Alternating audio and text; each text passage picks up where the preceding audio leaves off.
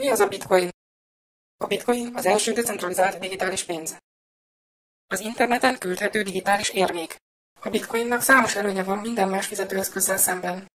Közvetlenül adhatsz bitcoint bárki másnak a neten keresztül, anélkül, hogy ehhez bankra vagy más közvetítő intézményre lenne szükséged. Ennek köszönhetően a költségek jóval alacsonyabbak, bármely országban használhatod, senki nem fagyasztja be a számládat, semmilyen feltételnek nem kell megfelelned, és nem is szorulsz önkényes korlátok közé. Lássuk, hogyan is működik mindez. Számos váltóhely létezik, ahol bitcoint vehetsz, vagy adhatsz el dollárért, euróért, vagy egyéb más fizetőeszközért. A bitcoinjaidat digitális pénztárcádban tarthatod a számítógépeden, vagy bármilyen mobileszközeden. A bitcoin küldése ugyanolyan egyszerű, mint egy e-mail elküldése, és bármit megvásárolhatsz bitcoinnal. A bitcoin hálózat biztonságát úgynevezett bitcoin bányászok biztosítják. A bányászok a tranzakciók ellenőrzéséért újonnan létrejött bitcoinokat kapnak cserébe. Az ellenőrző tranzakciók egy nyilvános nyilvántartásba kerülnek be. A bitcoin egy teljesen új alapot teremt az innováció számára.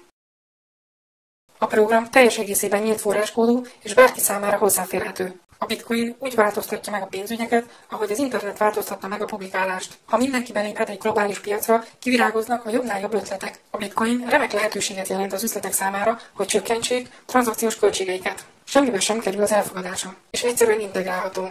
Nincsen visszatérítés, és pluszbevételekhez juthatsz a bitcoin gazdaságból. További információkért keresd fel a viruscoin.com-ot és a bitcoin.hu-t.